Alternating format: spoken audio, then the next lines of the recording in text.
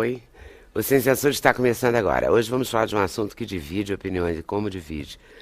A questão do consumo de drogas. Consumo que pode deixar de ser crime, segundo as mudanças que estão sendo propostas ao Código Penal. José Moinhos Pinheiro Filho é desembargador do Tribunal de Justiça do Rio de Janeiro, faz parte da comissão de juristas que propõe alterações no Código Penal, não só em relação às drogas, também a diversos outros temas, como crimes eleitorais, exploração de menores, eutanásia, homofobia, enfim, uma variedade. Mas a gente vai se deter mais sobre a questão das drogas. O novo projeto de lei propõe que plantar, comprar, guardar ou portar determinada quantidade de droga deixaria de ser crime. O juiz Luiz Gustavo Barbosa de Oliveira é contra essa proposta. Para ele, legalizar o consumo das drogas poderia aumentar o consumo e passar a impressão de que o uso de drogas não é perigoso nem arriscado para a saúde. Para o antropólogo Luiz Eduardo Soares, proibir as drogas, ao invés de combater o crime, permite o crescimento do tráfico e da corrupção. Ele defende a legalização das drogas como forma de enfrentar esse problema de uma maneira mais racional, menos injusta e menos violenta. A história do economista Ronald Soares virou livro pelas mãos do Luiz Eduardo Soares, uma história real que virou ficção no livro Tudo ou Nada. Ronald conheceu os dois lados das drogas, foi dependente, trabalhou para o tráfico, foi preso na Inglaterra e no Brasil, e hoje ele tem uma vida mais simples no Brasil, acha que em muitos casos, ao invés de combater leis rigorosas, podem até mesmo incentivar a dependência. O psiquiatra Jorge Jaber trabalha contra a dependência de drogas. Ele é presidente da Associação Brasileira de Álcool e Drogas. Ele acha que o dependente não deve ser tratado como criminoso, mas acha que liberar as drogas pode gerar um problema de saúde pública, um impacto que o Brasil ainda não está preparado para absorver. Vamos conversar também com o jornalista Wilson Aquino. Ele é autor do livro Verão da Lata. O Wilson conta uma história real que aconteceu no Brasil no verão de 1987, quando uma embarcação despejou 22 toneladas de maconha em latas no litoral brasileiro. Para a realização desse programa, contamos com a participação de vocês, nossos debatedores fixos, por telefone, por fax, por e-mail ou pelo Twitter. Na verdade, essa proposta de mudança no código tem, 480 itens, né? Uma coisa enorme. Então, por isso que a gente faz esse recorte hoje. A gente pretende fazer outros recortes, questão da homofobia, questão do aborto, eutanásia, em outros momentos. Por isso que a gente vai se deter nesse. Eu vou começar perguntando ao Dr. Moinhos Pinheiro qual é essa proposta mesmo? Não é liberou geral, como algumas pessoas dizem, claro né? Tá. Bom, Leda, primeiro, boa tarde, meus colegas aqui de mesa e a oportunidade de estar de novo no seu programa. Primeiro eu quero dizer que o Senado Federal, quando assumiu, trouxe para si a responsabilidade de atualizar o Código Penal. Ele fez uma coisa muito importante, porque ele convidou uma comunidade jurídica, não só de advogados, mas advogados, juízes, promotores, defensores públicos, quer dizer, cada um com a sua experiência profissional para avaliar o que está em termos de legislação penal. E não exigiu nenhuma prática conservadora, não criou nenhum tabu, deixou que a comissão tratasse livremente. E agora o anteprojeto já se transformou em projeto e já começa a ser deliberado no próprio Senado. Evidentemente, várias propostas teriam que ser objeto de discussão. Eutanásia, ortotanásia, nos crimes contra a administração pública, a questão do enriquecimento ilícito, a punição da pessoa jurídica. E, querendo ou não, na liberdade individual, a proposta da comissão, e podemos abordar isso em outra ocasião, traz o stalking, que é a perseguição obsessiva, traz o bullying, que é a intimidação vexatória, são novidades que nós entendemos de propor como criminalização. Porém, da mesma forma como na questão do aborto, ampliamos causas, o aborto continua sendo crime, porém ampliamos as hipóteses em que o aborto deixa de ser criminalizado, tínhamos que enfrentar a questão das drogas. E houve um debate muito acalorado, claro que ouvimos especialistas, não ficamos só num ambiente jurídico, porém a comissão entendeu que efetivamente, embora o consumidor é aquele que acaba motivando o tráfico, o comércio ilícito, a comissão entendeu que o consumidor deve ser tratado como matéria de saúde pública. É um problema da individualidade, da privacidade. E, na verdade, não fomos tão ousados. Por quê? Porque a atual legislação já não põe na prisão, não encarcera o consumidor. É o que se chama despenalização, tem penas alternativas. Agora nós temos um passo, descriminalizamos o consumo, mas com indicações. Por exemplo, a pessoa poderá consumir, não se identifica qual droga, pode ser maconha, pode ser cocaína, pode ser crack, isso a comissão deixou em aberto, tá? O consumidor, mas ele não pode consumir em público, não pode consumir em ambiente escolar, não pode consumir na presença de crianças, ou seja, a comissão criou regras para que essa questão fique bem na ambientação do privado. E se ele praticar esse fato na frente, por exemplo, de criança, numa ambientação escolar, ele sofrerá as punições de hoje, que também não é a cadeia. Agora, entendeu a comissão que, na verdade, o poder público, o Estado, tem que tratar o usuário, e principalmente aquele que vai chegar a uma dependência, como um problema da saúde e não um problema criminoso. Então foi essa a opção, ela é polêmica, mas entendeu a comissão que o Brasil tem que enfrentar a situação e criminalizando, porque fica o estigma, não basta despenalizar. Ainda que não vá para a prisão o usuário hoje, ele fica com o estigma do criminoso. Se ele repetir, tem o problema da reincidência. É o estigma que vai impedir o acesso a serviços públicos, a outras funções, na própria comunidade. Então, enfrentamos a situação. A comissão também me indicou. Na verdade, há uma presunção do que seria a diferença entre o usuário e propriamente o comerciante, o traficante. Presunção, o texto da proposta fala. Quando se presume? Nós trouxemos, podemos dizer assim, importamos uma ideação europeia. Em Portugal, que descriminalizou, faz a distinção presumida quando aquela quantidade apreendida permite o consumo por 10 dias. A comissão entendeu de ser de 5 dias. Quem vai definir isso? Os organismos médicos, a Anvisa, ou seja, que vai estabelecer. Mas não quer dizer que, e nós sabemos que um traficante, porque o tráfico também é no varejo, ele poderá se utilizar disso para escamotear o comércio, não há dúvida nenhuma. Porém, o texto é claro, o juiz não está adstrito a essa presunção.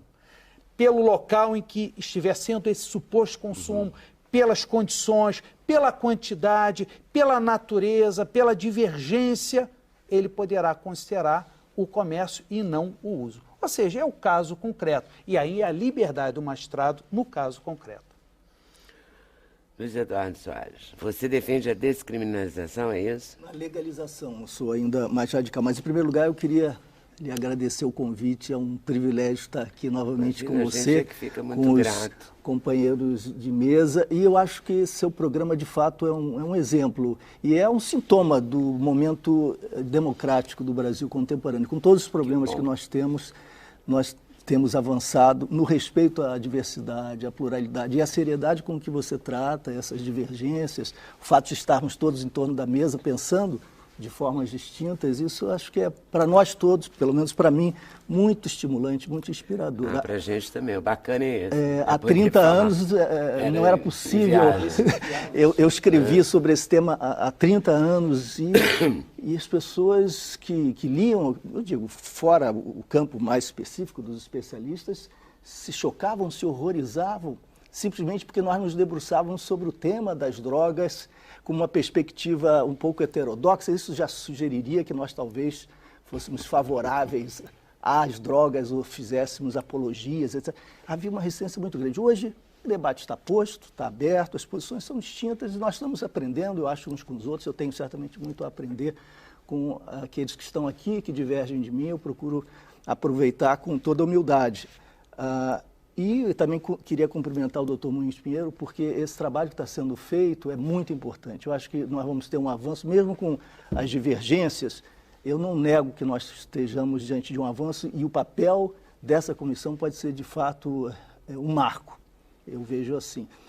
A minha posição, Leda, se fundamenta em dois campos, digamos assim. Um campo mais filosófico e um campo mais pragmático. O filosófico, bom, para resumir, eu não admito que o Estado intervenha na dimensão privada quando não estão em jogo liberdade ou direitos de terceiros. Então, o álcool, o cigarro, as drogas, etc., se elas são consumidas, são usadas em sentido recreativo e doméstico, no campo, no âmbito da privacidade, e se não há nenhum risco envolvido para terceiros, por exemplo, quando se sai dirigindo, etc., etc., eu acho que é preciso respeitar. Segundo ponto mais pragmático.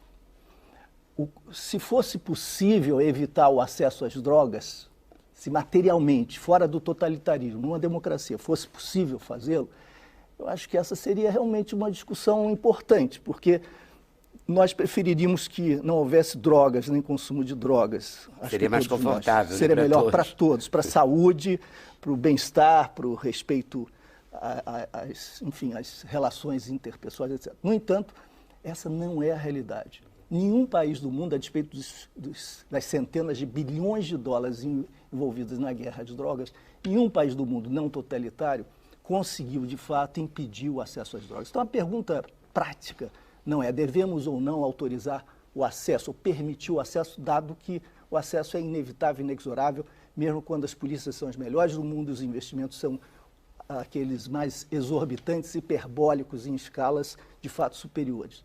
A pergunta é, em que contexto institucional, jurídico, político, nós vamos enfrentar esse dilema, vivenciar o acesso? Será esse que nós conhecemos, em que essa é uma questão de justiça criminal, é uma questão regulada, né, pela presença da justiça, pela intervenção de penas, sentenças, etc.? Ou será que seria melhor ou menos mal um contexto em que essa problemática fosse vista como um problema de saúde pública, de educação, etc. Nós demos uma grande lição no cigarro, o Brasil tem avançado muito na redução do consumo de cigarro, sem criminalizações, sem penalizações, sem envolvimentos policiais ou de justiça criminal, sem cárceres. E o álcool, que é a pior das drogas, no sentido de que atinge de forma devastadora o maior número de pessoas. No Brasil nós temos mais de 15 milhões de pessoas sofrendo de patologias ligadas ao alcoolismo. Nessa área nós não conseguimos resolver o problema, mas estamos lutando com ele com as armas mais inteligentes, com campanhas, com esforços de educação, com experimentos e metodologias diversos, e temos, de alguma maneira, aprendido a conviver com esse grande dilema, com esse grande desafio. Não resolvemos, mas não criamos uma guerra em torno disso. Imagine se agora nós fôssemos também criminalizar o comércio de álcool, proibir o acesso ao álcool, etc. Nós teríamos, além do alcoolismo, uma guerra civil, com todas as consequências. E os bilhões gastos nessa matéria. Nos Estados Unidos, em 2007, o John Friedman e mais 500 economistas liberais entregaram ao presidente Bush uma proposta de legalização das drogas, no sentido mais amplo, e eles demonstraram que isso traria, só no caso da maconha, um benefício econômico da ordem de 7 bilhões e 700 milhões de dólares por ano. Seria o valor estimado, gasto na repressão, na guerra proporcionada a essa área, contra o consumo especificamente da maconha. Nós temos, portanto, gastos bilionários e esses recursos poderiam encontrar canais mais profícuos, mais saudáveis de investimento. Mas em relação a esse projeto, você acha que a gente está avançando, se a gente consegue discutir, né? Eu acho que a discussão é muito importante, ainda que eu considere que seja necessário, de fato, a legalização. E depois a regulação, não é? A disciplina, assim como nós fazemos com o álcool, não é? Fazemos com o cigarro, que são também drogas mortais. Doutor Luiz Gustavo Barbosa de Oliveira, o que o senhor acha desse projeto? O senhor é contra? Boa tarde, Lida. Boa tarde, os caros colegas de mesa. Eu sou contra e me parece que o projeto é contraditório. E por que eu acho que é contraditório? A experiência mostra, e não precisa ser jurídica, basta ser social, basta ver as televisões, em que a droga é um instrumento de exclusão social. Abrimos a janela, nós não vemos o que vemos na França, não vemos o que vemos na Inglaterra, nós não vemos o que vemos na Holanda ou nos Estados Unidos. Nós vemos bolsões de miséria, bolsões com locais de consumo de crack, em que as pessoas foram, algumas expulsas, outras fugiram da família, se alojam nas áreas públicas, consomem droga, estão se matando naquele estado, só vão ao hospital quando estão em estados agudos graves e quando melhoram, voltam para o local. Ou seja, o que estamos fazendo com o projeto? Nós estamos fomentando essa realidade.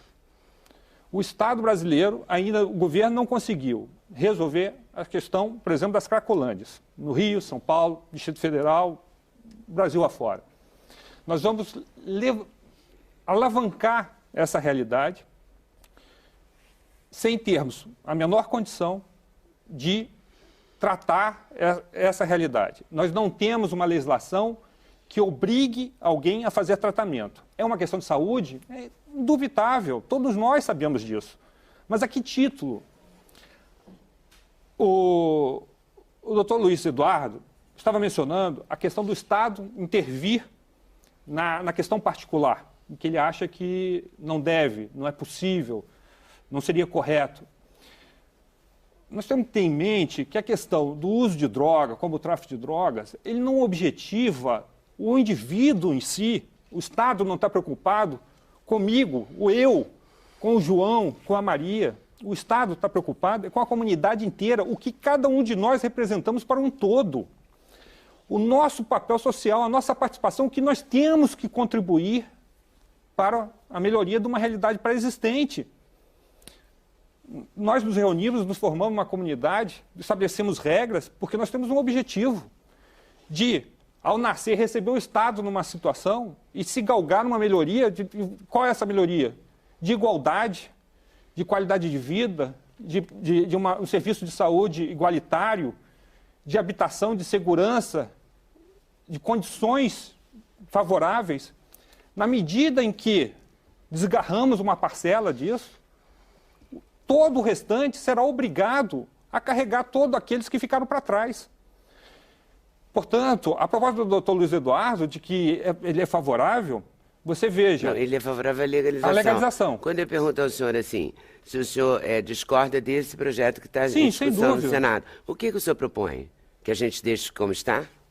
Não, eu Porque proponho... o Estado está tentando resolver isso há séculos e não consegue. No mundo inteiro, não é? No mundo inteiro, no mundo inteiro. E aí que é o nosso grande problema. Nós somos um país subdesenvolvido, em que os países muito mais ricos, como os Estados Unidos e outros, não conseguiram resolver, e nós estamos dando um passo cuja nossa realidade não permite. Por que não permite? Nós temos... A questão do tratamento é centrado basicamente no SUS. E qual a informação que nós temos? O SUS não consegue atender as necessidades básicas de saúde da população. Nós jogaremos, segundo o Senad, praticamente 5%, 9% da nossa população são consumidores de droga. Isso equivale a 18 milhões. Uma população do Rio de Janeiro no SUS, qualquer um pode dizer, o SUS teria condições de atender, além de todas aquelas demandas? Então, se a gente tivesse um SUS eficiente, a gente poderia abraçar esse projeto? Eu acho que a gente poderia começar a pensar. Mas nós temos que levar em consideração... Mas aí a gente poderia pensar botar uma ordem nessa questão das drogas? Porque não é isso que o Senado está querendo, botar uma ordem? Porque está uma desordem. Mas eu acho que a ordem nunca virá. Por quê? Não é o fato de você editar uma lei, estabelecendo uma regra, que significa que ela será obedecida. Se tiver a regra, pelo menos tem uma tendência. Tem uma tendência, mas nós viemos hoje... Se tiver regra, fica Pois pior. é, mas nós estamos vendo hoje o crescente índice de criminalidade no país. E nós temos um Código Penal. A questão da violência, dados estatísticos, em 2010, mortes violentas chegou a 109 mil pessoas. Morreram no Brasil 1,122 milhões de pessoas. Isso tinha necessariamente a ver com as drogas? É um dos fatores. Segundo as pesquisas americanas, o álcool, a droga e o fator econômico são os 3 principais fatores que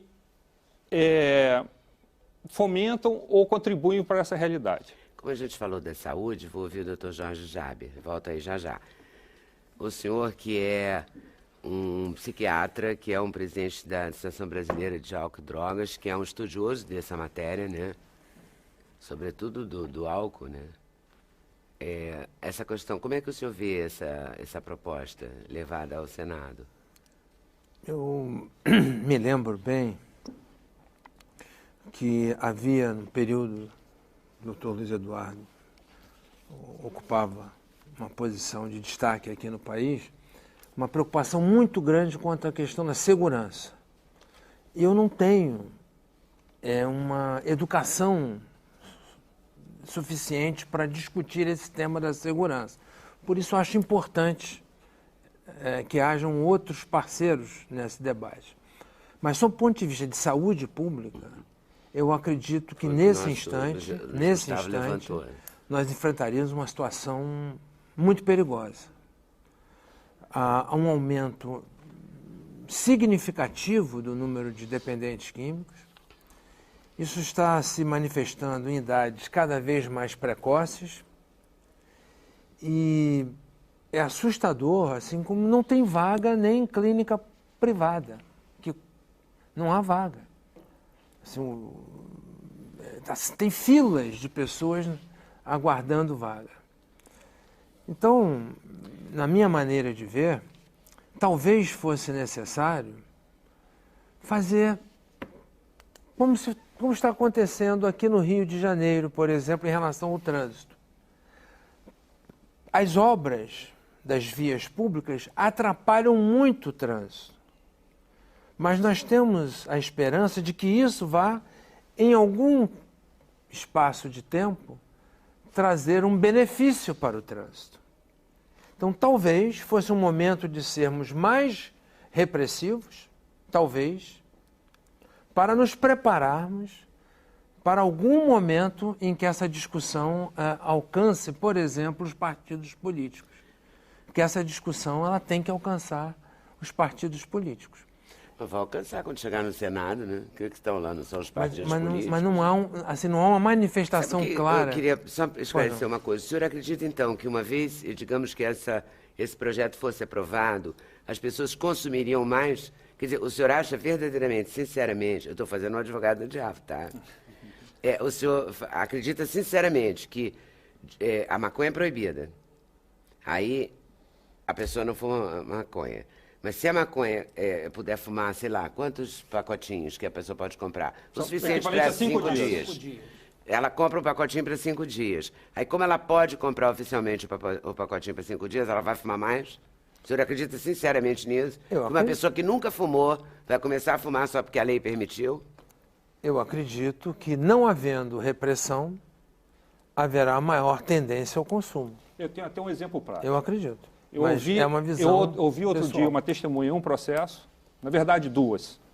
E aí tem uma questão, por que nós somos diferentes de Portugal e dos países desenvolvidos? A questão da ignorância ainda é predominante, a desinformação. Uma mulher disse que havia comprado crack, em uma quantidade muito superior a 5 dias, porque disseram para ela que emagreceria. E ela tinha um corpo avantajado. Um senhor com mais de 60 anos, perguntei por que ele havia comprado droga de determinada pessoa. Ele falou, eu vejo a rapaziada toda aí usando, todo mundo falando desse tal de crack. Eu já passei por tudo na vida, já experimentei muita coisa, já bebi de tudo. Eu fui lá comprar para me experimentar, para ver como é que é essa situação. Então, de fato, o direito penal ele vem consolidar valores sociais. Se você o enfraquece, esses valores enfraquecem também. E você abre a porta não é exceção, a regra. Eu não sei se é exceção ou não, mas o custo social é muito alto. Não é? Porque ela emagrece realmente, né? Deve emagrecer, mas morre. É capaz de chegar até o osso, exatamente. Detalhe. Pode chegar até o osso. Mas é justamente essa questão que o risco é muito grande. E o custo econômico e social é muito alto, porque as drogas também têm a ver com a questão da violência. A estimativa de álcool aqui, que estávamos falando agora há pouco, eu tenho uns dados aqui, que o alcoolismo ocupa o 4º lugar entre as doenças incapacitantes dos trabalhadores e está entre as 7 principais causas de morte entre pessoas acima de 15 anos, segundo o SUS. Mas nem é uma preocupação o álcool, né? Porque nem está nesse projeto. Pois é, mas você veja, se o álcool está nessa realidade, nós vamos agregar esse custo às drogas. E é um custo que todos nós vamos pagar. Porque haverá necessidade de impostos para bancar toda essa despesa. A informação do governo é que o sistema de saúde precisa de mais recursos. Aí a proposta de uma regulamentação, de uma emenda, que causa uma grande resistência, porque hoje nós pagamos 40% de tudo que temos, de que ganhamos, a título de impostos. Quanto mais nós vamos agregar esse fator? Quem é que vai bancar isso tudo? Somos Então, nós, a sociedade questão inteira. central sua é quanto vai custar Também. se a gente aprovar esse projeto? Também. E tem a questão da violência. bom. E tem a questão da violência. Quantas famílias não foram desfeitas? Nós tivemos casos recentes em que pais mataram filhos e filhos que foram mortos, mataram os pais sob efeito de droga. Recente, em Brasília, há uns meses atrás, um pai com uma criança de 1 ano e 2 meses manteve a filha 14 horas com fome, trancado dentro de casa por conta das drogas, impedindo que a polícia chegasse. Em Belo Horizonte, 2 usuários de crack tacaram fogo em uma pessoa. Casos terríveis. Mas é isso. Deixa agora, porque se a gente for listar, tem casos em todo lugar, né? Tem gente que esquarteja sem droga nenhuma, inclusive. Eu queria me né? justificar, Então é uma coisa muito doida. não só para os telespectadores, mas para os colegas, é que a ótica da comissão, evidentemente, é o lado repressivo, ou seja, o que deve entrar como repressão penal, como crime. Evidentemente, muitos colocam, é contraditório, descriminaliza o uso, mas continua criminalizando o tráfico. E só ao comerciante se houver o usuário. Parece contraditório, não negamos isso. Pode acontecer e concordo também, não podemos afirmar que com a descriminalização talvez isso estimule o aumento. Também são questões. Mas aqui a nossa ótica dogmática penal é saber, o usuário de entorpecente deve ser tratado como criminoso? Essa foi a nossa ótica. Ser preso, né? Ser preso, ter as consequências penais penal, ou ter um outro tratamento. E a comissão Ele já entendeu tem, que de sim. fato, um outro tratamento. Hoje já não vai para a prisão, mas é crime. Mas desde e 76 tem não todo vai o para a estigma. prisão. Desde a lei de 63, 68, 76 não em- vai para a prisão. em A pena condições. nunca permitiu que fosse para a prisão. Será E que- até 2 anos, sim, mas se fosse reincidente, enfim. Mas concordo. Agora, que nós entendemos se não que separasse não deve... a maconha do... Porque assim, as pessoas falam, cheirou cocaína, matou a avó, né? Aí a gente vê, eu já vi, você lembrou o caso, me lembro desse caso de São Paulo, que eu fiquei muito chocada com a foto. Muitos falam que a maconha não é tão inocente Agora, assim. a maconha faria a mesma coisa? Quer dizer, alguém já tomou Não, conhece os alguém efeitos são que teve uma diferentes. overdose de maconha? Olha, Overdose agora, de cocaína e tal? é muita gente importante, conhece. a última estatística, só para a discussão, a última jura um quadro de estatística paranoia e delírio. recente da USP de São Paulo é de que 8 milhões de brasileiros já fizeram, atuais, quer dizer, entre adolescentes e adultos, já fizeram uso de entorpecente. E 3% desses 8 milhões fazem uso quase que diariamente. Então, essa é uma realidade que tem que se enfrentar. Pois é. Essas pessoas devem ser consideradas criminosas se verificadas, se identificadas, se detidas, enfim, ou não. O tratamento é outro. E nós entendemos que realmente não era o caso de se criminalizar. Tem uma pesquisa feita aqui, que eu tenho um recorte aqui do Globo, que diz que 1,5 milhão de pessoas, 1.500.000 pessoas, né, usam maconha diariamente. Os homens usam 3 vezes mais maconha que as mulheres. Os dados constam do 2º Levantamento Nacional de Álcool e Drogas, uso de maconha no Brasil, realizado pelo Instituto Nacional de Políticas de Álcool e Outras exatamente Drogas esse. da Unifesp, em 149 municípios do país, apresentado pelo psiquiatra Ronaldo Laranjeira, da Universidade Federal de São Paulo. De acordo com Laranjeira, o consumo entre adolescentes cresceu 40% entre 2006 e 2012. E eles experimentam a droga cada vez mais cedo, antes dos 18 anos. Isso pode levar a ter surtos psicóticos, etc. Isso já é uma outra discussão que até o doutor Jorge Jaber pode entrar, porque é real mesmo, né? O índice de dependência também nos chamou atenção, porque 37%. Ele, o próprio Laranjeira, achava que ficava em torno de 20%. A pesquisa aponta que 62% revelaram ter usado a maconha pela primeira vez antes dos 18 anos. Quer dizer, é real isso. Varrer para debaixo do tapete isso não é perigoso? Porque se a gente está nesse momento, nesse número, e se está crescendo 40% em 6 anos... Mas é o que estamos dizendo, é uma questão de política pública. Você tira uma medicação feita pela indústria farmacêutica que causa prejuízo a 2% da população e você tem um índice muito maior, com dano muito mais grave, e você está legalizando dentro de uma mesma política de saúde pública. Ou seja, uma droga conhecidamente que não tem nenhum benefício à pessoa, você está legalizando. Uma medicação que apenas 2%, vendido na farmácia, apenas 2% passam mal, é retirado do mercado. O sistema foge à coerência.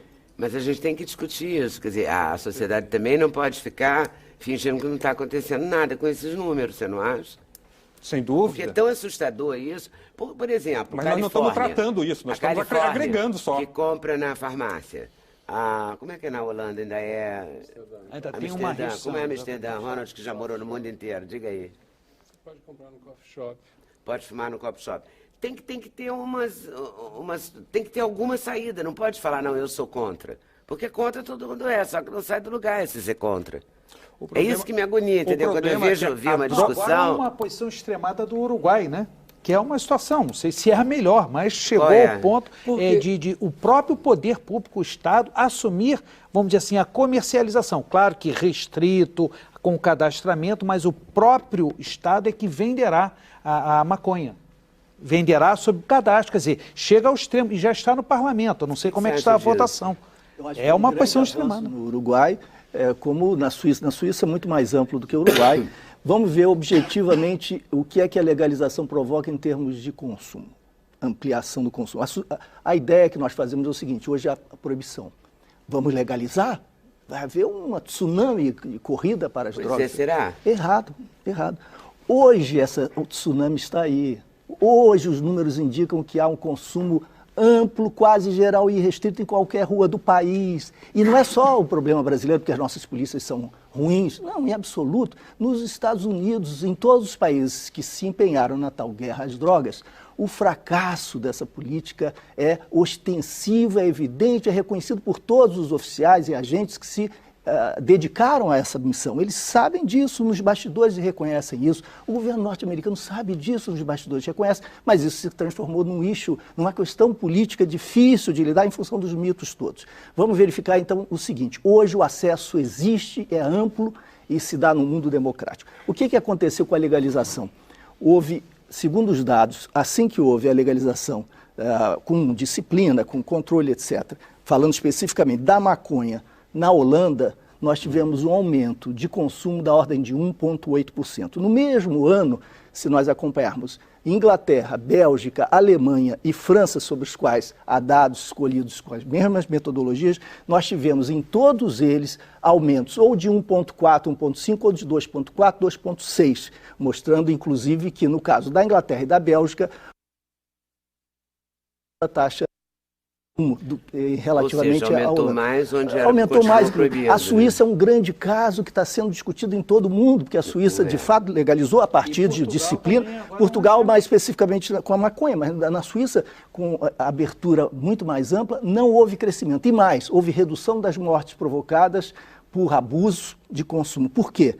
Porque com a informação, a qualidade da droga começou a ser objeto do interesse dos consumidores e dos controladores, porque o que mata frequentemente pelo abuso são os elementos que se misturam às doses. Então nós informação. A informação. Quantos cracolândia existe na Suíça e quantos cracolândia existe na Europa? Como no cigarro. O senhor vê que no cigarro nós conseguimos uma redução extraordinariamente importante em função da informação. Analfabetismo funcional do Brasil, se você ocupa 50% da população. Nós não podemos comparar. Mas nós tivemos um êxito extraordinário com o controle do cigarro, uma redução de consumo que é recorde, graças à inteligência da campanha, à imagem, à difusão. O espírito público mudou, a cultura mudou. Ela gera imposto com qual o governo tem recursos para poder tratar. Isso, vamos fazer isso. O que não acontece com Mas o que ele está propondo é isso, que legaliza gera imposto. Mostrar os males todos, mostrar os malefícios. E se for legalizar, você vai ser a favor? Não, os danos da maconha... Mas aí paga o SUS. Mas aí provavelmente há uma contradição no argumento, porque nós não podemos lidar com 18 milhões no SUS. Então quer dizer que sem a legalização vamos abandonar os 18 milhões que precisam do SUS? Vou fazer um intervalo, mas eu volto já já. Só porque também tem uma questão de tempo por bloco, tá? Mas a gente volta já já nesse assunto. Sem Censura, um programa da TV Brasil.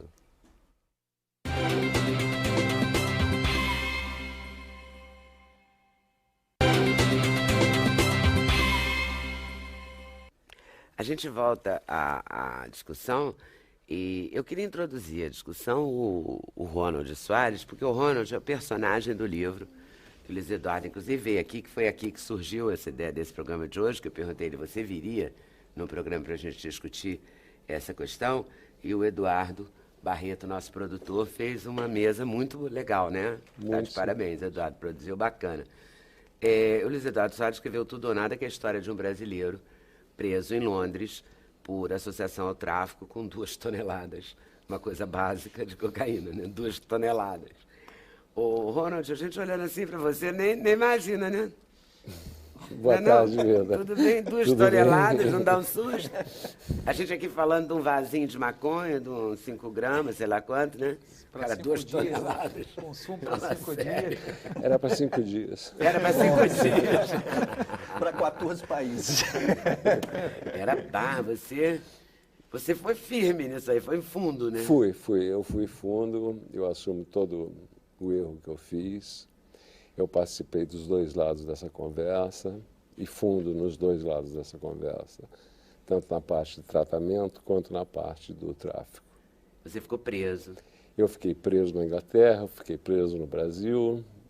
Eu já tentei me internar várias vezes quando quando eu era viciado em drogas, inclusive na clínica do Dr. Jada Jabber. Eu tentei, não havia vaga. Não, havia vaga, olha, tá vendo? E é isso. Mas deve ter sido uma vida complicada também, não foi? Não foi bolinho, não, não né? foi um mar de rosas de maneira nenhuma, entende? Foram erros que eu fiz. Não vou ocupar droga por causa disso, apesar de eu estar viciado na época. E as internações te ajudaram? Hein? As internações te ajudaram ou foi a prisão mesmo que... Não, o que Foi me ajudou foi um determinante. amigo. Eu cheguei ao limite de tentar roubar o meu melhor amigo. Eu estava viciado em heroína. E isso, para mim, moralmente, comigo mesmo, foi a pior coisa que eu fiz na minha vida. Eu tenho vergonha de falar, estou falando em público, até vem lágrima nos olhos. Mas uma das coisas mais feias que eu fiz na minha vida foi isso. E esse meu amigo virou para mim e falou: bom, Ronald, eu te conheço há muitos anos. Você não é um homem de fazer essas coisas. Aqui tem $5.000 para você. Você vai ali na boca e compra $5.000 de heroína e se mata, ou vive bem, ou voa para o meu país, vem para o meu apartamento, eu pago o seu tratamento e de presente a gente faz uma velejada do Atlântico Sul junto, porque eu gosto muito de você e eu estou voltando para o Caribe. O tratamento foi a seco, Dr. Jabber. Eu fui fechado num apartamento. A heroína causa várias disfunções fisiológicas. Eu era bem compulsivo e não teve metadona, não teve outros remédios. Foi a seco. Eu emagreci 14 quilos em 1 mês e meio. Eu quase morri. Eu fui ao fundo do poço, eu não consegui sair de dentro desse apartamento 2 meses e pouco, até virar gente, mentalmente e fisicamente. E aos poucos eu fui voltando ao normal. Não aconselho a ninguém, bati minha cabeça na parede 1 milhão de vezes. Você deve dar um desespero. O desespero psíquico é muito ruim, mas a heroína causa as dores físicas, que são violentíssimas, né? Porque o organismo... Articulares? Articulares, exatamente. A heroína faz com que o organismo, não sei se eu estou certo, não pare de fabricar o lubrificante de todas as juntas. Precisamos da sua colaboração aqui, doutor. Sobre a Ele está indo bem na explicação, é isso mesmo? Perdão, não... Causa uma dor nas articulações. Ah, sim. A Tem. a interrupção síndrome de abrupta. abstinência. Abstinência, A obrigado. síndrome de A abstinência. heroína causa o organismo a produzir a lubrificação de juntas e articulações e foram as maiores dores que eu realmente já senti na minha vida. Abdominais também. Não, Contrações. fisiologicamente, vômito, diarreia é a coisa mais ridícula do mundo. Em 14 quilos em 1 mês e meio, vai indo. Agora que você deve se sentir a pior pessoa do mundo. Além né? de Porque você é se uma sentir a decadência, pior né? pessoa do mundo, uma decadência mental e moral E aí você não total. via, você tem filha, Eu tenho 3 filhas. E Eu você tenho não- 2 filhas e um filho. um filho, você não via ninguém. Estava trancado. Não, eu estava em outro lugar do mundo, estava na África Porque do você Sul. tem uma história de. Você foi ou é um executivo, Eu sou um executivo. né? Você não é um qualquer assim da esquina, né? Você fez uma carreira. Não, eu fiz uma faculdade de Importante, economia fez na faculdade. Universidade Federal, eu trabalhei na Bolsa de Valores. Fez uma carreira como homem do Como mercado executivo, financeiro. exatamente. Né? Mas aconteceu tudo muito cedo, né? Eu tinha 18, 19 anos, 68, 69. Em 68 a gente não tinha dinheiro para pegar um ônibus, e em 72 nós nos sentíamos milionários. E éramos milionários. Um iate. E eu não estava muito de acordo com o tipo de vida que eu estava levando e resolvi mudar da água para o vinho. Comprei um veleiro e fui dar a volta ao mundo, que era o meu sonho. E essa foi a primeira viagem. Nós velejamos 4 anos sem parar, de país em país. Uma vida riquíssima. Posso perguntar quantos anos você tem? Eu tenho 62 anos. Não é? Porque ele fez muita coisa, né? Velejou, foi do mercado financeiro, Fui foi rico, foi pobre, foi preso, um sucesso, foi 8 anos preso. no mar, 4 Não na é? primeira Fez tudo navegação, ao mesmo tempo agora. 4 na segunda. Valia um livro mesmo. Pelo tráfico, não pelo uso. As prisões, só me desculpa, foi uma só. Ah, perdão. Tá? Foi em Londres? Eu só fui preso uma vez, eu fui condenado em Londres por 24 anos de cadeia por conspiração, por associação ao tráfico. E... Mas aí como traficante? Não. Não, você tem a associação também aqui no Brasil, tá certo. Aqui também temos o crime de associação e tem o crime de tráfico. Aquele tráfico, que está... É a venda, entender. é o comércio. O tráfico é é a venda. Agora, chega a associação... o traficante vende para a pessoa. Claro que é uma o que consequência. Que é associação? É consequência. As pessoas aqui, um número mínimo que a lei prevê, que se reúne para a prática dos crimes que envolvem drogas. O próprio tráfico. Mas muita gente é condenada apenas pelo tráfico. E muitas vezes, por ser associado, quer dizer, é uma quadrilha, vamos dizer assim. Mas já é uma quantidade muito maior também, né? Era um pouquinho maior. Nessa sua realidade, como usuário de droga, a quantos mais você acha que justificaria compartilhar dessa mesma situação? Eu não entendi a sua pergunta.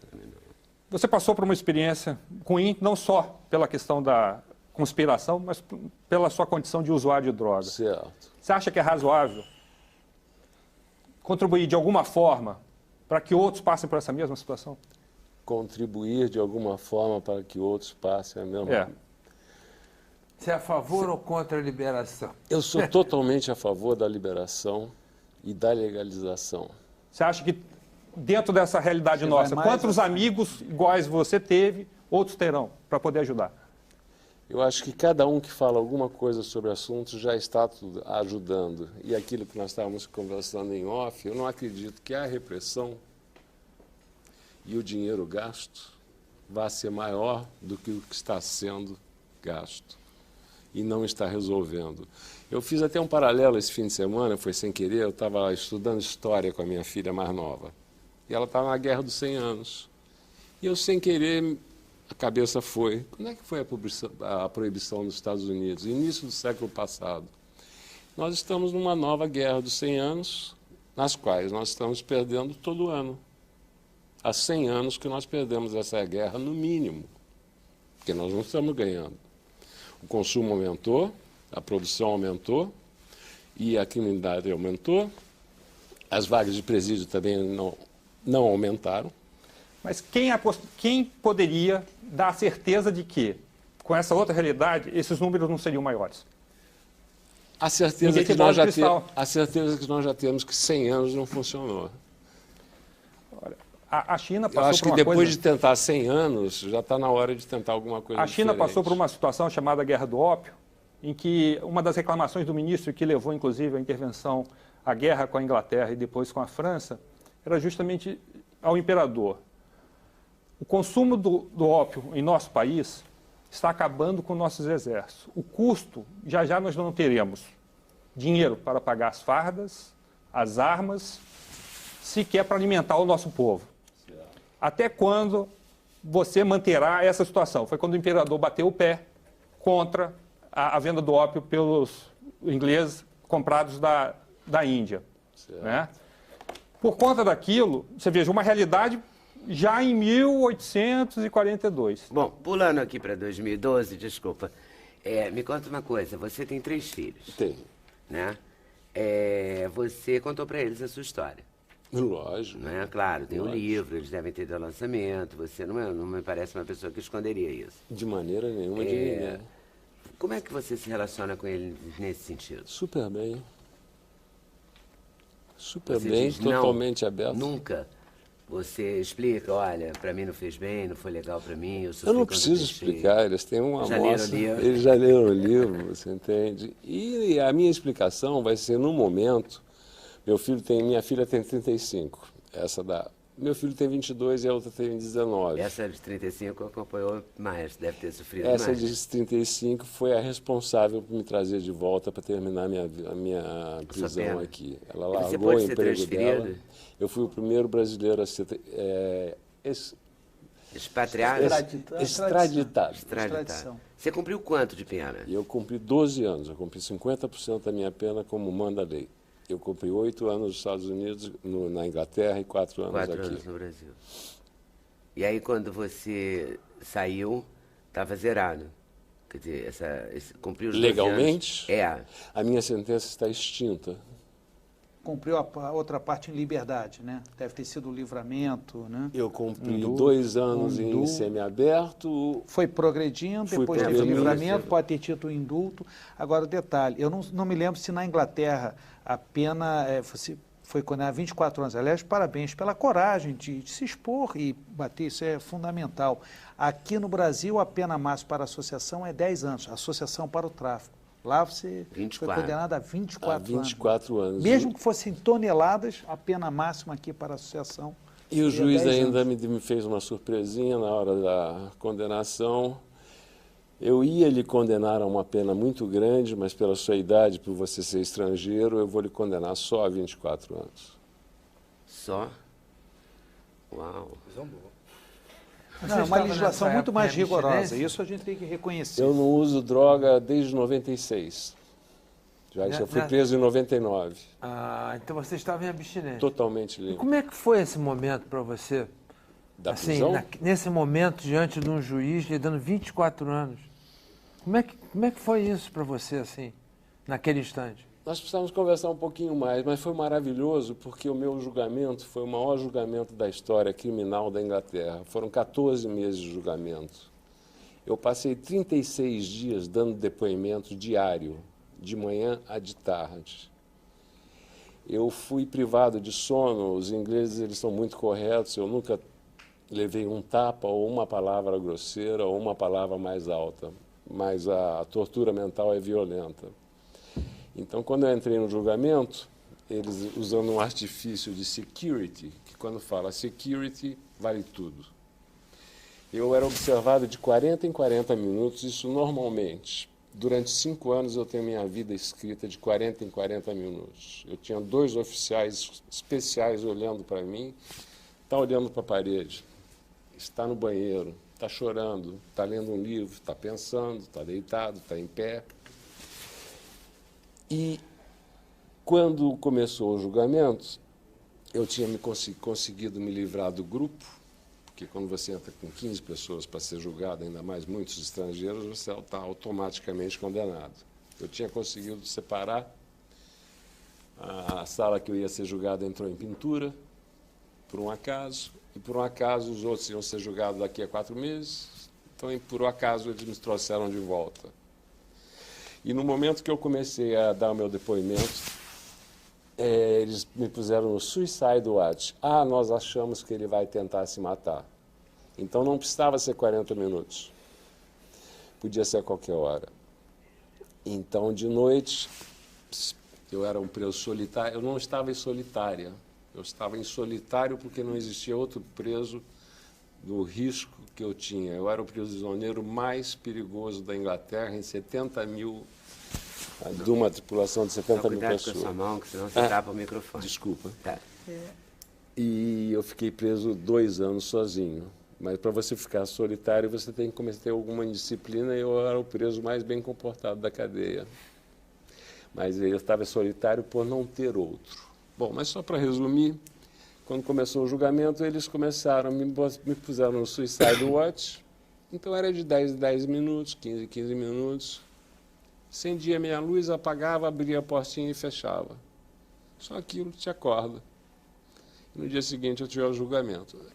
10 dias depois dessa brincadeira, o senhor é capaz até de explicar o que aconteceu. Eu estava no box lá, respondendo, e me aconteceu uma coisa muito estranha. Eu saí do meu corpo, eu me vi ali, naquele lugar, eu lembro até hoje, naquela posição, lá em cima, assistindo o julgamento. Eu falei, Ronald, você está ficando maluco. Eu já ouvi falar disso, experiências pós-morte, eu não estou morto. Mas aconteceu, estava acontecendo. E eu não sabia o que fazer. Aí eu virei para o juiz e falei, se eu posso falar? Está acontecendo isso, isso, isso e isso. O juiz olhou para mim e ele viu que eu estava falando sério. A promotoria levantou na hora, lógico, ele não quer responder as perguntas, isso, aquilo. O juiz perguntou, você tem um acompanhamento psiquiátrico na prisão? Eu falei, eu tenho porque eles têm medo que eu fique maluco. Nas condições que eles me colocaram, eu tenho um psiquiatra de 15 dias. Daí ele mandou chamar a psiquiatra. E aí, quando a psiquiatra veio, o juiz suspendeu o julgamento, me deu 15 dias de férias para me recuperar, dormir, disse que se isso acontecesse outra vez, ele ia me absolver e me mandar no primeiro avião de volta para o Brasil, que isso era um tratamento inumano, que ele não sabia que isso acontecia dentro das prisões inglesas, e aquele rolo todo. Mas foi o maior julgamento criminal da história da Inglaterra, que é um dos lugares onde tem mais bandido no mundo, né? E o mais perigoso era eu. E aí, Apesar de nunca ter usado Apesar uma arma. de nunca ter usado uma arma, de nunca ter brigado, de nunca ter... Mas tentou fugir, o que no sistema Eu tentei fugir. O que inglês, levou a isso foi eu tentei fugir. grave. Fato grave. Poxa, mostra o livro aí pra gente, que Está mostrando. esse trailerzinho, tudo ou Tem nada. que ler, né? Não pode perder, tá vendo? Sem censura é cultura, ó. Nessa discussão. Não, e eu, claro, queremos ler o livro, tudo, não Por tive favor, oportunidade. eu dei Agora, para o Luiz Eduardo uma enciclopédia britânica. Ele escreveu 300 páginas. Ele nunca anotou uma palavra do que nós conversamos, num guardanapo, e nunca ligou um gravador. e aí está...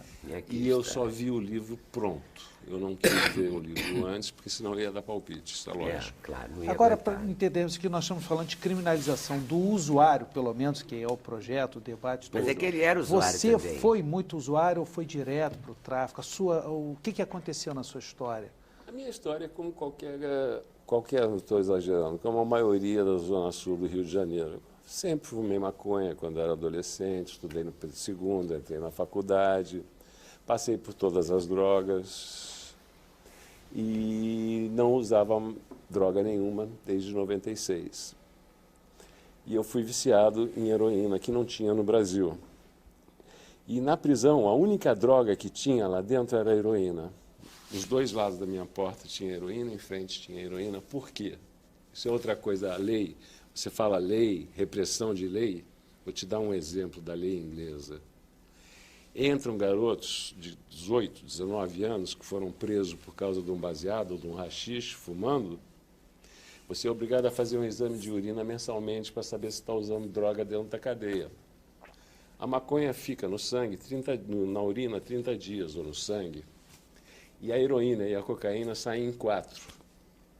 Então, o sistema faz uma juventude adolescente sair da maconha para a heroína para não ser pego num teste de urina. O que você me diz disso? É muito louco, né? Os artifícios talvez existirão sempre. O Você é um Ronald, ser humano. quando você foi ser traficante, você já não cheirava mais, não fumava nada? Não. Fumar eu fumava. Você ri quando eu falo do traficante? Eu acho engraçado. Hoje em dia é triste. É, mas quando você foi, porque eu queria fazer a separação, entendeu? Então você Certo. foi como negócio, É. como business, assim, não foi como Olha, só para te explicar. usuário que foi, não. Já não usava Não mais. fui o usuário que fui, não fui induzido por ninguém. Foi uma opção errada. Eu não estava 100%, eu estava com problemas financeiros seríssimos, estava com Foi pelo 50 anos, foi pelo dinheiro. Vou fazer um outro intervalo. Quer acrescentar alguma coisa? Já foi elogiadíssimo, né, no livro. Não anotou nada, foi fiel. Parabéns. Mas é a Nós verdade. viramos amigos, nós hoje Bom. somos Não, mas grandes é amigos. bacana isso, A né? Você vê um empatia. livro que a pessoa Não, escreveu, também foi em 5 fiel, anos, né, muito Leda? legal. Se fosse um trabalho para fazer, entregar em poucos meses, mas já que nós tínhamos todo o tempo do mundo, 5 anos de convívio, aí você Foi deixa... uma reportagem bem para feita. acrescentar um ponto, Ronald, que eu acho que é interessante, esse amigo, muito amigo, que o salvou, ainda que a seco, da heroína, lá na África do Sul, na volta ao Brasil, como Fausto, né, o Mefistófeles ofereceu ao Ronald, bom, agora que você está limpo, você pode, como profissional, nos ajudar. Porque enquanto consumidor, enquanto dependente, você não é confiável como um partner, como um parceiro para fazer negócio na droga. Né? Tem isso, mas agora claro. que você está limpo, agora você pode se unir a nós. Leda, para você ser bandido, você tem que ser a pessoa mais honesta do mundo e não se drogar. Senão você não pode... Senão você não pode ser bandido. Não joga droga nem para ser bandido, então serve, né? Complicado. A pessoa tem que ser... É complicado. Incrível mesmo.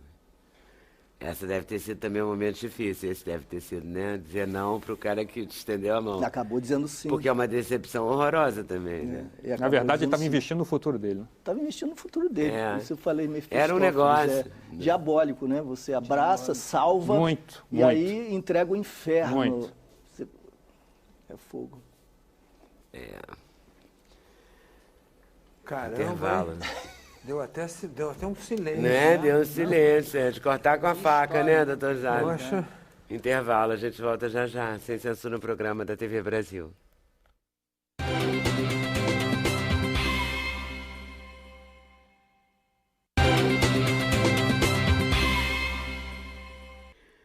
Chamou-se Verão da Lata. O verão que ninguém esqueceu. E que o Wilson Aquino fez o livro. O Alexandre vai mostrar aqui o livro. Foi verão de 87? Foi 87, 88. 87. Verão da Lata. Tu lembra também, né, doutor Jade? Verão da Lata, né? Olha, senti um certo Olha aqui, saudosismo. gente, esse é o Verão da Lata. Olha aqui as Nunca se latas. vendeu tanta abridor, né? Latas de maconha apareciam no mar, né? Apareciam na praia. Estavam andando na praia. Solano Star. Solano Star. No navio. Apareceu O nome no do mar, navio, né? Solano Star. Apareceu no mar para os mais pacientes, né? Tinha uns mais, assim, impacientes que alugavam um barco para buscar em alto mar. Pra buscar. E era da boa? Era da maravilhosa. O Ronald aqui disse que era... Eu não disse Não, mas você, porque você era enturmado, você é um carioca, praieiro. Procurei muito. Não, e da lata, praia, lógico, da praia, né? Você deve ser o menino Zona Sul, evidentemente, em 87. E essa Então- era a cannabis índica, não a sativa, que a evolução dela virou o skunk, que é a maconha famosa na Holanda, e que nunca tinha aparecido em tal quantidade no Brasil. Imagina. As pessoas que já tinham viajado já tinham experimentado em algum lugar algo parecido, mas quando chegou aqui foi uma surpresa meio que geral, né? E aí o que aconteceu? Prenderam os rapazes do navio, os comandantes? Na verdade, isso aí foi uma operação, era um tráfico internacional de drogas, né? Essa droga saiu de Singapura com destino aos Estados Unidos e o DEA, né? Eles souberam, interceptaram aí esse movimento, né? E pediram auxílio às autoridades brasileiras porque o navio ele ia passar pelo nosso território marítimo. Então, o pessoal do DEA, que já estava monitorando, né, a quadrilha, pediu auxílio ao governo para interceptar o navio quando ele passasse pelo nosso território marítimo. E, inclusive, o chefão da quadrilha já tinha sido preso lá em Nova York com a passagem da Varig, ele estava vindo para o Brasil, o chefão, o Alan Grover. Enfim, só que é o seguinte, em 1987, enfim, a comunicação, a telecomunicação não era como hoje, né? Tudo muito avançado, né? E a Polícia Federal não tinha nenhuma canoa, né? E sem uma canoa, nem bote inflável, eles tinham que interceptar esse navio em alto mar. Enfim, a missão era dura, né? Aí foi pedido um auxílio à Marinha, a Marinha Brasileira disponibilizou... Tinham duas canoas? Não tinha nenhuma, coitado. A Marinha disponibilizou o nosso navio mais moderno, que era a Fragata Independência, e foram feitas várias incursões no mar para ver se conseguia localizar o tal do navio da maconha. Só que com a prisão lá nos Estados Unidos do chefe da quadrilha, né, a gente pode presumir que todo mundo foi alertado. Claro. E até hoje, na iminência, né, os doutores sabem, na iminência de um flagrante, o cara dispensa o bagulho. Desova o bagulho. Tem que dispensar. E dispensaram no mar. Dispensaram as latinhas, aqui as latas todas jogadas no mar. Exatamente. Aqui tem uma foto muito emblemática, olha aqui. Tá vendo? A latinha lá boiando E o cara indo e um buscar. companheiro indo lá, né? Assim. Agora, Deve ter sido muito mergulho, deve ter sido uma época. Eu adoro as legendas, olha isso. Parte da substância vegetal encontrada no piso do porão. Não é maravilhoso? Substância vegetal? Mostrado nas fotos, a substância vegetal. E o navio muito Solano Scar, bom. ele foi ancorado embaixo da ponte Rio-Niterói, aí que eles acontece? deixaram o cozinheiro filipino a bordo e saíram para jantar e nunca mais voltaram. O cozinheiro filipino foi Não, o preso. cozinheiro era norte-americano. Coitado, ele era Steve respondeu? Skelton. Não, então, é aí que acontece. Pelo crime todo? O cozinheiro? Olha aqui a quantidade de lata. Eram milhares, né? Eram 22 toneladas e, pelo cálculo, cada lata tinha entre 1,3 kg e 1,5 kg, então calculou-se 15 mil latas. Mas pode ser, isso era uma estimativa, tá? Era informação da polícia, pode ser que tivesse mais. E como só 20%, cerca de 3 mil latas foram apreendidas, enfim, então calcula-se, assim, a gente estima que foi mais, porque foi muita lata aí, parando na mão dos maconheiros, enfim. Verão da Agora é lata. interessante esse evento, porque você, ao contrário do que está sendo debatido até colocado aqui, você não consegue associar esse evento do Verão da Lata à violência propriamente dita. Enfim, porque como o bagulho, a maconha, ela estava acessível de uma maneira bem gratuita mesmo, era só, tá na praia, cara, qualquer um podia pegar. Enfim, então, e como ela não chegou na mão do traficante profissional, então você não vê episódios de violência. Você vê a prisão de um ou outro, porque até hoje é assim. O usuário, ele muitas vezes, para sustentar o vício dele, ele compra uma determinada quantidade e revende para os amigos, repassa para os amigos, no métier dele, enfim, e para poder sustentar o vício dele. Né? Porque também fica mais barato, né? No Não, aí no coletivo. caso ele tira o dele, enfim, e distribui, né? divide o Faz aquela resto. coisa social E lá. o dele com- sai de com a graça, turma. é um O dele negócio sai de pequeno, graça, assim. o dele sai de Quer graça. dizer, pequeno em termos de lucro, né, que eu tô falando. O cara Não é não, o cara não uma vive. fortuna, o cara ele não vive lucra, disso. não, ele não vai comprar um carro, não vai comprar uma camisa de grife, entendeu? Ele Ele vai ali compra ali negociar, só- socializar o bagulho dele para ter.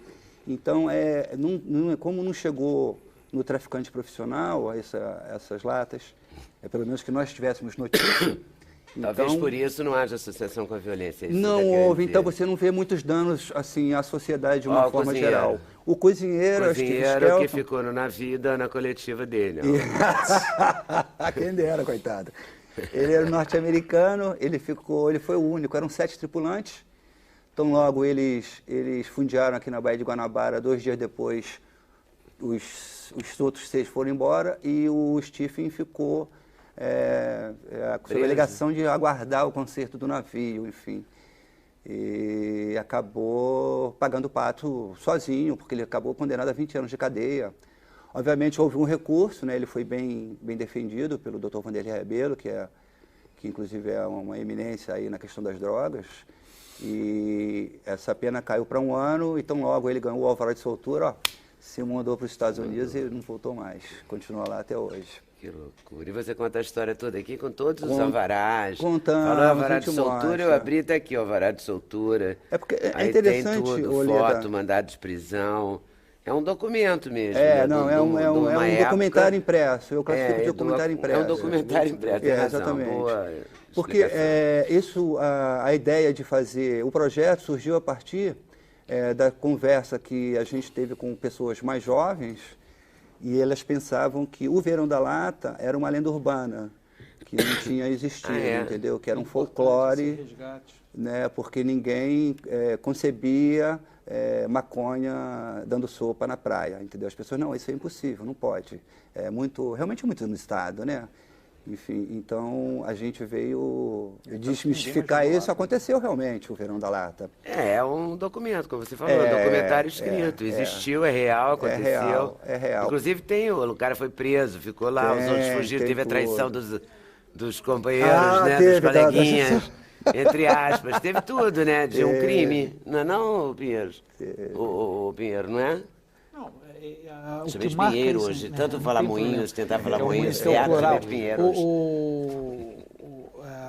Nessa época, inclusive, não havia apreensões de grande quantidade, então isso chamou muita atenção. Hoje não, hoje nas batidas policiais, já são se muitos. pega, mas no isso até Alemão chamou nós a pegamos atenção. 33 toneladas, se eu não me engano. Foram na tomada do Alemão, acho Isso, que foram 33 mas toneladas. agora, nessa época, isso não tinha. Não, Quer dizer, não isso, tinha. isso mexeu, eu me lembro, com o Judiciário, com o Ministério Público, quer dizer, era incrível ocorrer. Agora, eu não me lembro, é porque eu acho que acabou havendo reclassificação para uso. Por isso que a pena ficou, o doutor Vanderlei, que é o presidente da comissão. Não. É o que, na verdade, acontece o seguinte: alguma você mostrou a foto aí dele. de uns decigramas de maconha, né, que foram encontrados no porão do Porque do eu achei, navio. adorei essa descrição do velho. Não, isso aí dá um baseado. Isso aí dá um baseado, 2 baseados. Eu achei bom enfim. isso. Essa E eu substância acho que ele vegetal, acabou sendo gostei. condenado depois, o usuário. Quer dizer, Não. Na verdade, o doutor Vanderlei mostrou muito bem que ele não poderia ser o traficante, condenado por 22 toneladas de maconha a partir de um encontro de 2 decigramas, enfim, dentro do navio, enfim, não faz sentido. Porque, claro, como jogaram a carga fora, É, só ficou essa substância exatamente. vegetal Velha dentro do dificuldade de navio. prova. Aí tinha 2 vaziados. Tá. Aí o pessoal do Supremo entendeu que realmente não E faz essas sentido. latas viraram um destaque na moda. Eu estava falando aqui no intervalo e vou falar agora que a Mr. Wonderful, Luiz de Freitas, fez uma embalagem para vender camiseta, que vendia camisetas. T-shirt, né? Na loja, nessa lata, embalado nessa lata. No final dos anos 80, 88, por aí. Desculpe, Linda. É que eu me recordo que eu acho que nesse era o período que estavam começando grandes quadrilhas usando fuzis. Positivo. Em Aquela 87 nós foto tivemos a grande clássica. guerra do Dona Marta. Todo mundo deve lembrar da fotinha da Carlinha do Rodo, uma menininha de 14 anos, magrinha, na escadaria do Dona Marta com uma pistola. O Zaca. Tinha o Zaca, o cabeludo. Brasileirinho. Aí tinha um que era o... foi um surgimento mesmo. não sei o que, boca mole. Era um cara que não tinha dente e ficava no Morro Dona Marta. E também surgiram, foi aí que também pintou a Rocinha, né? Naldo. O Naldo com o seu capuzinho branco. Capuz. Enfim, foi nessa época aí que realmente então ainda não era bem organizado. as grandes guerras começaram. A primeira foi a Dona Marta. Mas Marta foi chamou quando a atenção Rocinha do fechou mundo. pela primeira vez, virou um problema entre a Barra e a Zona Sul do Foi, Rio, porque a Rocinha foi. interditou o túnel, Naldo era o traficante. Não, mas a fuzil Dona com Marta capuz. foi emblemática porque ganhou o mundo, gente. A foto da que Carlinha veio do Rodo ganhou o mundo. Nossa, aí. começou as grandes guerras do tráfico. Foi Agora, aí. Leda, eu queria só, assim, nesse meu trabalho, eu conversei com vários maconheiros, enfim, entendeu? Pessoas que fumaram a maconha, enfim, alguns continuam fumando até hoje.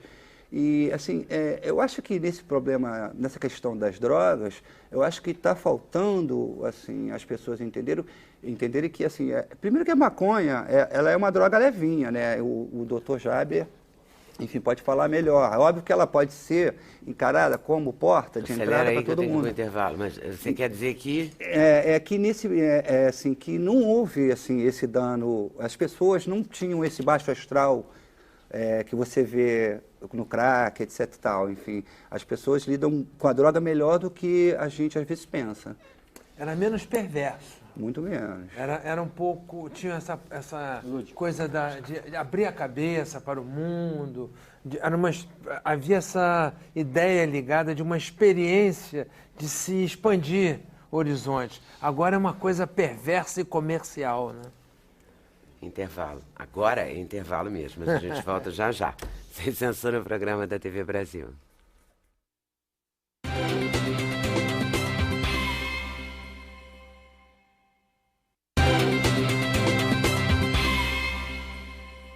Esse é aquele último bloco que dá maior pena, né, quando termina. Pelo menos para mim dá. A gente falou do Verão da Lata, que é o livro do Wilson Aquino. Já lançou? Já. Falamos do livro do Luiz Eduardo Soares, que conta a vida do Ronald, que está aqui. E a gente vai agora falar com cada um para a gente fechar essa conversa, mas não essa conversa de hoje, mas não o assunto nem o debate, porque esse é impossível fechar assim. não é? Isso é infindável. É infindável, para sempre. Vamos discutir várias vezes, eu espero. Ronald, você? O que você diz pra gente, para terminar esse programa? Olha, eu cometi um erro bem grande na minha vida. Conselho, se fosse bom, estava sendo vendido, não vou dar conselho nenhum. Se uma pessoa pensasse 10 minutos a mais do que eu não pensei quando eu tomei minhas atitudes, ou lendo o livro, ou assistindo esse programa, ou tendo ouvido sobre a conversa, isso já me faz contente. Dr. Jorge Jaber. Fico feliz de ter sido convidado a esse programa hoje. Acho que quando surgiu Sem Censura foi um momento de discussão política naquela época, e hoje está sendo uma discussão sobre um assunto muito sério que está aí, que é o uso de drogas. O meu papel é ajudar aqueles que têm dificuldade, as famílias principalmente que têm dificuldade. Então já me preocupo muito com os que me procuram e às vezes nem tem vaga, né? Então eu fico muito preocupado que outros venham a ter o mesmo problema. Por isso, sou favorável à descriminalização e não sou favorável à liberação. Não estou convencido que será bom para quem usa. Wilson Aquino. Eu tô na linha do Dr. Jaber. Eu acho que a descriminalização atende a um anseio da sociedade. Enfim, a gente vê, o Viva Rio apresentou um anteprojeto lá, tinha mais de 100 mil assinaturas. Porém, como a droga, a gente não vai falar especificamente da maconha, né? A gente vai ter que falar sobre todas as drogas, aí eu fico um pouquinho preocupado, sim, porque as outras drogas eu acho que são muito nocivas. Enfim, mas acho que tem que defender um pouquinho o usuário, sim, porque ele é vítima também, né, desse esquema todo, né? Ou tem o direito, né? Ou tem o direito, também o cara tem o direito, né, enfim. Fala. Doutor Luiz Gustavo. A questão das drogas, ninguém está propondo cadeia. Todo mundo sabe que é tratamento. O que está se discutindo é os moldes de que isso vai acontecer. Descriminalizando todas as drogas, sem qualquer parâmetro e sem condições de serviço público, é complicado. Queria mostrar aqui, o Tribunal de Justiça vem fazendo uns projetos, atendendo a comunidade local, no sentido de criar comissões multiprofissionais para ajudar esses usuários de droga. Distribuí alguns aos convidados, trouxe um para você. Muito obrigado. E mostra um pouco o relato dessa realidade, depoimentos médicos e de profissionais dessa área. Tá certo, obrigado. Luiz Eduardo Soares. Em primeiro lugar, mais uma vez te cumprimentar, agradecer essa oportunidade. Foi um prazer, a gente se apaixona por esse tema, pelas ideias e eu espero que tenha sido tão interessante para o telespectador quanto para nós. Para nós, né? E aprendi bastante ouvindo as posições contraditórias. Eu permaneço fiel à ideia de que a legalização das drogas é o melhor caminho, porque legalização não significa liberação irresponsável com vocação ao consumo. Significa a possibilidade de que nós tiremos do armário os tabus e nos debrucemos sobre os problemas reais, oferecendo alternativas, apoios, esclarecimento. A grande lição que o Brasil está dando para o mundo e para nós todos é o sucesso no controle, na redução do consumo de cigarro, que pode ser mortal, e é a forma pela qual nós estamos lidando com o álcool, disciplinando, regulando e impedindo que o exercício da liberdade acabe ferindo a liberdade alheia. Então, vamos tirar essa temática do âmbito da justiça criminal de uma vez por todas. Doutor José Munhoz Pinheiro, filho. Ledo, mais uma vez agradecendo. É claro que eu e o Luiz Eduardo, como maestrados na área criminal, nós sabemos que 30% do nosso expediente, o dele é total, porque é vara especializada, é a questão do tráfico e o mal que isso causa à sociedade. Mas a comissão, pensando no direito penal, entendeu de descriminalizar apenas o uso. Mas não só aquelas regras, com aquela medicação, não pode ser em local público, na frente de criança. Por exemplo, quem oferece, ainda que é outro, de graça, também responde, é crime. Quem induz outro a usar também responde. Ou seja, a comissão teve cautelas. Pode ser que um dia cheguemos à legalização, mas eu acho que é um grande passo para o nosso parlamento agora refletir. Você não acha que se as pessoas que quiserem usar pudessem... Hoje plantar é crime? Hoje Quer dizer, eu queria saber assim, Agora plantar comissão... uma fazenda inteira é só claro pra- que é crime. Aqui também Fala assim, está plantar sendo... um vasinho também é crime? Não, descriminalizado se ficar comprovado que é para uso próprio. Aquela quantidade. Então, o plantio também passa a ser descriminalizado. O plantio individualizado. Individualizado. Ou seja, a comissão respeitou a individualidade, a privacidade, mas com mitigações, claro, com porque as controle. quantidades não podem ser astronômicas, pode ser uma Exatamente. fazenda de maconha, né? Não, isso é não, diferente, claro. É um vasinho do tamanho São de manjericão, presunções. quer dizer... E o juiz, no caso concreto, vai poder diferenciar quem é o traficante e quem é o usuário. Tá certo. Então, agradecendo a vocês por terem vindo, muito obrigada. Super valeu. Já agradeci o Eduardo, nosso produtor, que se empenhou e valeu mesmo. Eu queria... Tem histórias muito boas aqui, eu vou entregar para quem as pessoas mandaram comentários e vou agradecer a vocês por estarem nos assistindo. Boa tarde, boa noite e até amanhã, se Deus quiser, aqui na TV Brasil. Valeu!